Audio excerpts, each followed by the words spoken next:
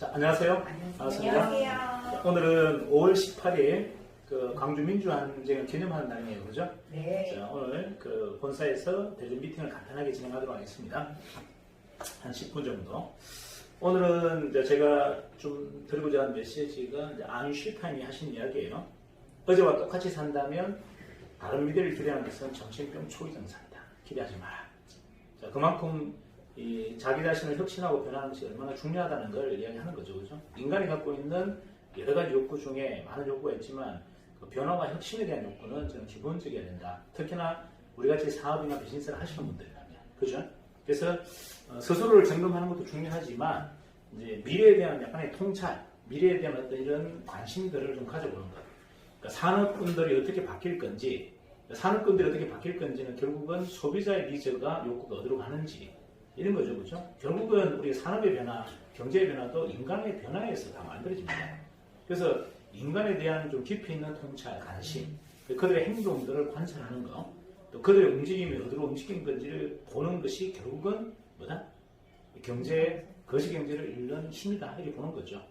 그래서 산업을 우리가 이제 뭐 자그마한 비즈니스로서 가맹사업을 할 수도 있고, 또 큰 사업으로서는 프랜차이즈업을 할 수도 있고, 그죠? 또 외식 사업에 또 중추 역할을 할 수도 있고 많잖아요. 그죠? 하지만 제가 이제 본사가 여러분에게 요구하는 거는 단순히 가맹점을 하라는 게 아니잖아요. 그죠? 대리점의 신분은 뭔가요? 대리점의 신분은 정확하게 한다면 프랜차이즈 CEO다 제가 말씀드렸잖아요. 프랜차이즈 오너형 CEO. 오너형이라는 건 뭐죠? 진짜 주인이라는 얘기죠. 주인의 CEO를 좀 했으면 좋겠다. 그러니까 여러분들이 가맹사업을 하는 데 있어서 정의는 굉장히 많은 역할을 해드릴 거다. 그죠? 여러분들이 손쉽게 가맹 모집을 할 수 있도록 뭐 재정적인 지원, 물질적인 지원, 그리고 정신적인 지원, 교육, 그리고 다양한 또 인프라, 환경적인 것들, 이런 것들을 이제 공급한다는데, 그래서 여러분들이 자, 프랜차이즈라고 한번 생각해보고, 나는 그러면 뭘 지원받으면 가장 큰 힘이 될까? 자, 내가 지금 프랜차이즈 회사라고 가정하세요. 여러분들이 대전이 아니라 나는 프랜차이즈 회사야. 회사였으면 여러분들 뭘 가장 우선적으로 좀 제공받았으면 좋겠습니까? 생각해 보신 적 없죠? 그렇죠? 자, 대부분 몇 분들이 와서 저한테 그렇게 질문했어요. 대표님이 정의를 만들 때 어떤 마음을 하셨어요? 어떻게 만들었고 어떻게 이걸 키웠고 완성시켜 가는지를 가장 궁금합니다. 자, 이게 무슨 말이다? 경영 수업을 요구한 거예요. 도대체 기업을 어떻게 만듭니까? 이해가시나요? 저는 이게 첫 번째라고 보는 거예요. 제가 어떤 기업을 만들 때도 뭔가 자문이 있었겠죠. 그죠? 수많은 분들, 이미 뭔가 큰 간록을 만든 분들에 대한 자문이 있었겠죠. 그죠? 그런 분들의 조언이나 이런 것들을 통해서 제가 설계도를 그리게 되고 지금 점차적으로 만들어 나간단 말이에요. 그래서 여러분들이 이걸 장사라 생각한다면 그런 작업들은 필요 없지만 사업이라 생각한다면 여러분들의 가장 중요한 여러분들 후원 세력들을 만드는 게 가장 중요합니다. 일단은 경영 자문을 할 수 있는 사람, 그죠? 영업 테크닉을 가르칠 수 있는 또 전문가, 또 아니면 어떻게 이 외식 사업에 대한 요리에 대해서 굉장히 해박한 지식을 갖고 있는 사람, 뭐 이런 분들을 여러분 주변에 둔다면 아무래도 여러분들이 장사할 분들이 아니고 사업할 분들이라면 굉장히 큰 도움이 되겠죠. 그렇죠? 자, 그리고 중요한 거는 여러분들이 아무리 대전에 개인 가맹점이 많이 늘어난다 하더라도 회사가 브랜딩이 되지 않고서는 이 성장의 확장성이 한계에 있게 되어 있습니다. 자, 회사가 커지면 여러분들은 가맹사업하기에 굉장히 손쉬워지죠. 브랜딩이 되어 있기 때문에. 하지만 여러분들 회사와 별개로 내가 그냥 개인적인 가맹점을 내 역량력으로 한번 만들어 보겠다고 한다면 굉장히 힘들고 더디게 되어 있어요. 그래서 결국은 대리점들도 정확하게 본다면 회사와는 공동 운명체다. 그죠? 회사가 커지면 나의 원룸도 커지고. 자, 그러면 여러분들이 영업을 열심히 했지만 지역에서 가맹점이 안 보이는 뭐 그런 지역도 있겠죠. 자, 그렇다 하더라도 회사가 만약에 커져서 광고로 만약에 많이 들어온다면 어차피 그 지역은 시간이 좀 걸릴 뿐이지 결국은 채워지게 돼 있다는 얘기예요. 자, 그래서 여러분들이 항상 기본적인 코드를 내가 정인의 최수인 대표다라는 생각을 가져주는 게 저는 가장 이상적인 태도고 생각이다 이렇게 보는 거죠.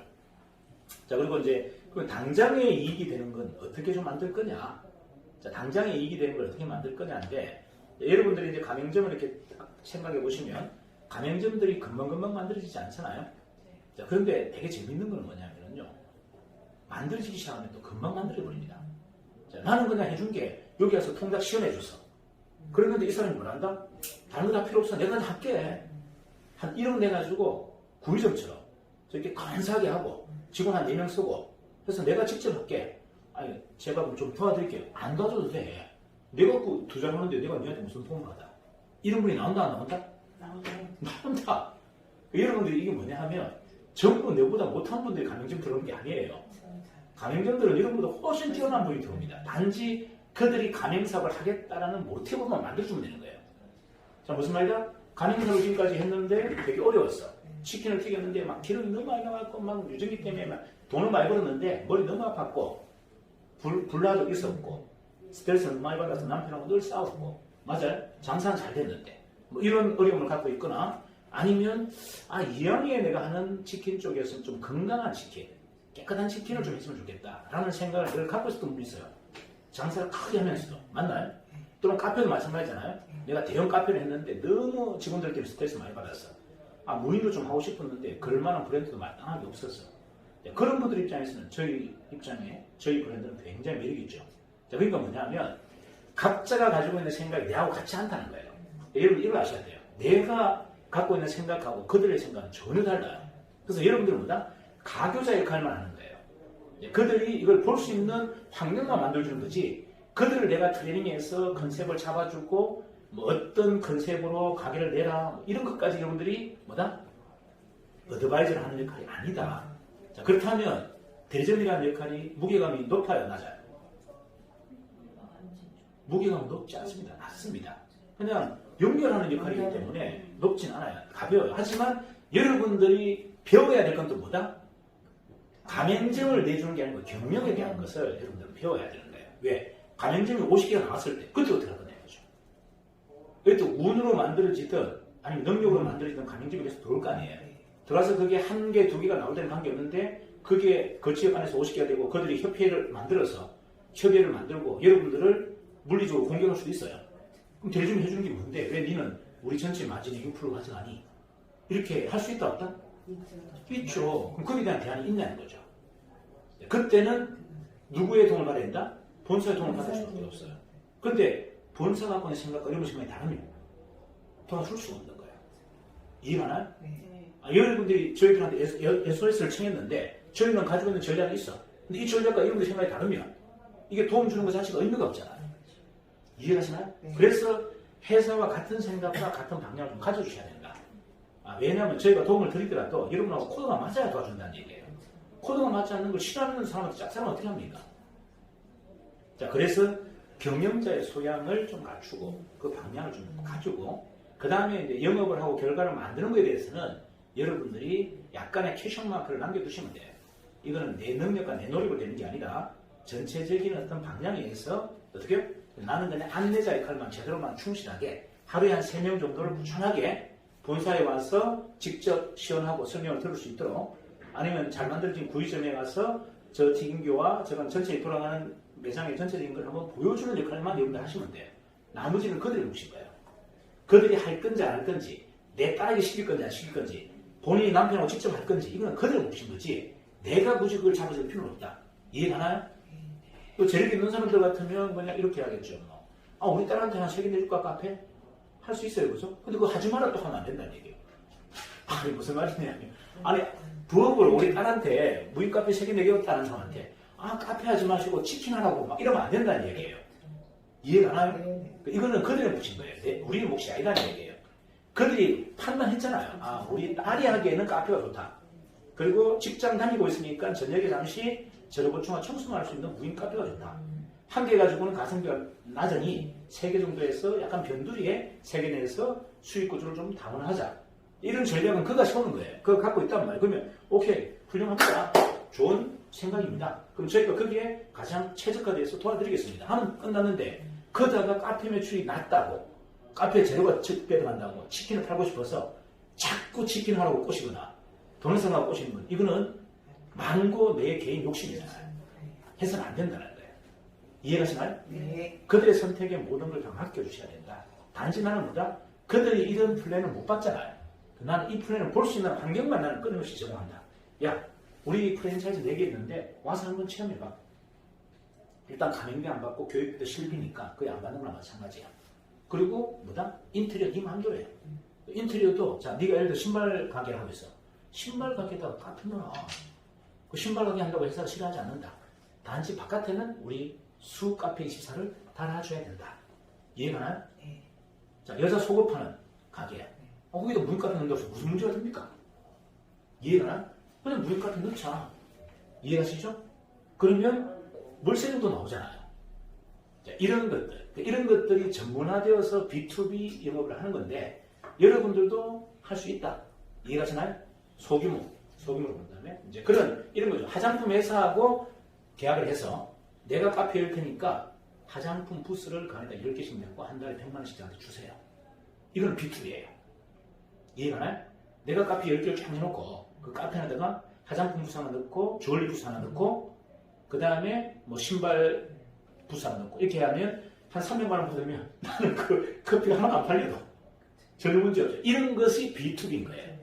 B2B지만 여러분들은 작게 할 수 있잖아요. 화장품 회사나 주얼리 회사가 아니고 주얼리 가맹점, 화장품 가맹점하고 계약한 건 이거는 일반 개인 가맹사입니다. 이런 것들을 여러분들도 추진할 수 있다 없다? 있다. 자 그렇게 보면 여러분들이 특판팀들이 이렇게 일을 펼쳐주면 여러분한테 도움이 굉장히 크게 돼요. 아 이런 경우에도 되겠구나. 아, 안경점에다가 카페 그냥 샤빙해서 넣네? 오 이거 되겠네? 내 주위에 안경점 하는 사람 많이 있는데 이해가시나요? 이제 이런 모티브가 여러분들이 이제 알게 되죠. 자 본사가 여러 가지 영업 스킬이나 사업 전략을 안내도 되지만 그건 좀 한정되잖아요. 그래서 특판사원 200명을 모아서 그들이 B2B를 해나갈 겁니다.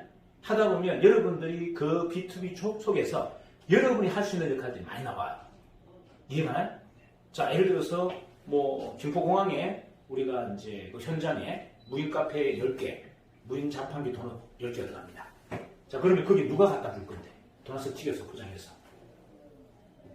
그 인근에 있는 대리점이 그 가게를 갖다 줘야죠. 맞아요. 그럼 거기에다 마진수가 나누면 되고. 그럼 여러분한테 땡큐 아닙니까? 이런 것들이죠. 이런 것들이 다 복합되게 돼 있다. 그러니까 회사가 많은 생각들과 고민을 하고 있고 여러분들하고 별개의 사업을 하는 것 같이 보이지만 결국적으로 따져보면 그게 여러분하고 다 연관돼 버려요. 그들은 큰 단체를 뚫고서 계약만 하고 빠지는 거지 그 많은 모든 업무들 거기 가서 재료 보충해주고 이런 청소하는 거 여러분이 다 한단 말이에요. 그럼 거기에 대한 인건비 있다 없다?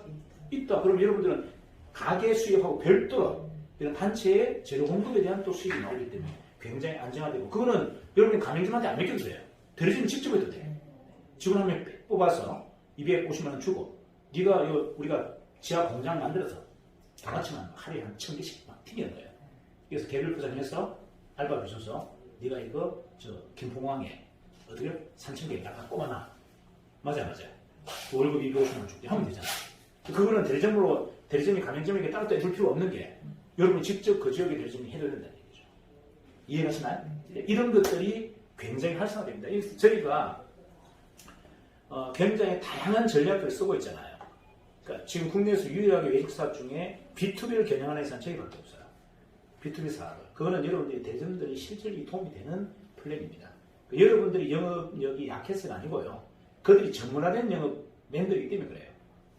기업체만 전문적으로 영업했던 사람들만 저희가 뽑는단 말이에요. 그들이 뚫고는 그 시장에 여러분들이 가져갈 혜택들이 되게 많아요. 또 그리고 저 보세요. 김포공항에 우리 카페가 20개 들어가 있어. 그러면 만약에 그 지역에 김포공항이면 무슨 대리점입니까? 연 대표? 네? 무슨 대리점이에요? 김포공항이? 경기 어디예요? 김포. 김포 대리점이잖아. 김포 대리점이요? 김포 대리점 아니에요? 김포가 대리점 아닌가? 저 일산. 아니 그러니까 김포 대리점이 그 구역이 김포공항이 어느 구역이 있냐 이거지 대리점 구역이. 자, 뭐 경기도 김포시니까 김포 대리점이겠죠? 네, 김포 대리점. 자, 김포 대리점 입장에서 볼게요. 김포공항에 우리 카페가 20개 깔려 있고 그 공항 청사에 깔려 있어요. 그러면 영업하기 쉬워요. 쉽죠. 좀 못되죠. 그러면 그렇게 특판을 해준 게 대리점한테 굉장히 큰 힘이 되는 거예요. 자, 그렇기 때문에 여러분들이 이제 그런 것에 대해서 굳이 소외감을 느끼거나 뭐 섭섭함을 느낄 필요가 없다. 여러분의 영업 능력을 키워주는 영업 전략이기 때문에 회사가 그런 전략을 쓴다 하더라도 여러분들이 좀 수긍해 주셔야 된다는 거. 이걸 좀 말씀드리고요. 네. 그 다음에 이제 여러분들이 이제 사업으로 본다면 가장 중요한 게 이게 내 사업으로 받아들여야 됩니다. 내 사업이어야 돼요. 그래서 여러분이 주도적이어야 됩니다. 이게 누군가한테 의존해서는 안 된다.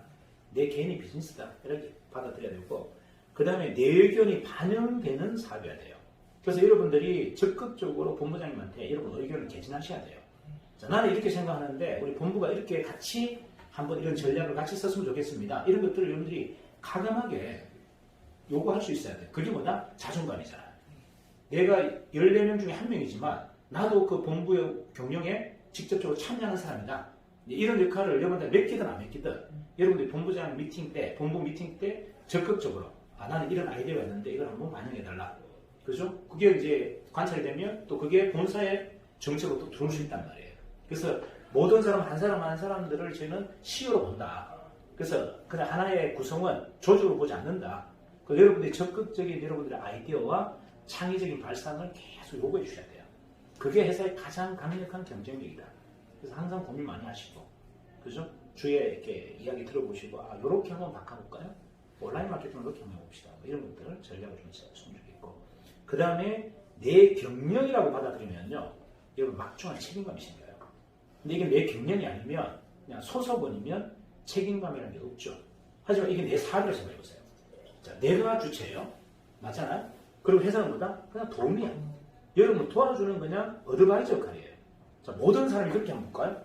자, 우리 서동주 우리 총판이죠. 서동주 사장이 본인 비즈니스야 이게. 근데 회사가 뭐 해주고 있어요? 스태프들이 디자인, 그 다음에 교육, 물류 이거 다 도와준다 생각해보세요. 그러면 다른 생각이 들 게 없죠. 마냥 고맙죠. 그죠? 그리고 이익은 누가 가져갑니까? 본인이 다 가져가잖아요. 이익을. 단지 우리는 도움만 준다는 말이에요. 이런 개념. 근데 이게 내가 소속원으로서 종속자로 생각하는 순간 이건 아무것도 여러분들이 이루어질 수 없어요. 저희는 종속자를 모집한 게 아니란 말이에요. 대리점을 그냥 우리 하부 조직으로 이렇게 모집한 게 아니란 말이에요. 독립된 그냥 CEO로 인정해드린다는 말이에요. 그걸 보세요. 그게 뭡니까? 지역권인 거예요. 지역권 안에서는 본사도 개입 못합니다. 자, 여러분들이 갖고 있는 그 지역권 안에서는 본사도 개입 못하잖아요. 이거 누구 보고 들어가라 못 들어가라 하지 않습니까? 여러분 허락하면 아무도 못 들어가요. 이해가 나요? 그리고 회사가 광고로 들어오는 거 다 준다 그랬잖아요. 다른 집에 속에 들어오는 것도 다 준다. 하지만 그들은 반반 줘야 돼. 하지만 그 권리가 얼마나 큰 겁니까? 그 지역 안에서는 여러분들이 진짜 CEO고 정인의 대표인 거예요. 이해가 나요? 그래서 그거를 내 사업으로 받아들이는 거, 내 경영으로 받아들이는 거, 이 자세가 가장 중요하다. 그렇게 한번 좀 정리했으면 좋겠습니다.